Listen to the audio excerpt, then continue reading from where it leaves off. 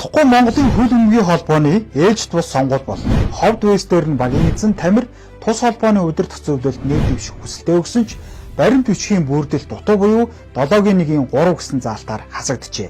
Хөл өмгийн холбоог тойрсон хэрүүлүүд үе үе явж ил байдаг. Гомдогсод үзэгдлүүд хэвлийн хурал хийж ил байдаг. Гэхдээ дүрм бол дүрмийг зөрчих гэж зохиодгүй. Мөн Тамир нь эхлээд өөрөө материалаа бүрдүүлж өгсөн гэж ярьсан атлаа тамга нь өөр байсан. Миний материалыг зохион байгуулалтаа буруу бүрдүүлсэн гэж логикийн зүйтэй юм ярьлаа. Бүр далиндуулаад хөлбөмбөгийн багшийн ориглыг газар дээрээ 180 градус эргэдэг гэж гүтгээд авлаа. За ямар ч байсан албан байгууллагыг үндэсгүй гүтгэж болохгүй. Энэ бол хуультай. Бас ёс зүйн асуудал.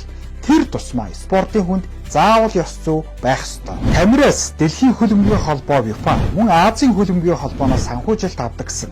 Тэр мөн хаашаа ордог юм болоо гэж сэтгүүлчид асуулаа. Гэтэл Тамир тэр мөн хаашаа ордгийг мэдэхгүй байна.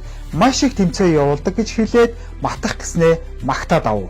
Арай л би тэр их мөнгнөөс эдмээр байна гэд хэлцсэнгүй. Сод Монголын аманд базрыг хөлбөмбөгийн холбоонд оруулж иртлээ доошоо ороогүй байна гэж ярьлаа. Нэрээ ингэхэд яавал доошоо ордог юм болоо.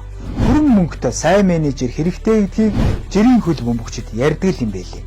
Дээрхээс ажиглахад Тамир хуучин тус холбооны ерөнхийлөгч асан Ганбаатарт хувийн үс сонж хатаархаж явдаг бололтой.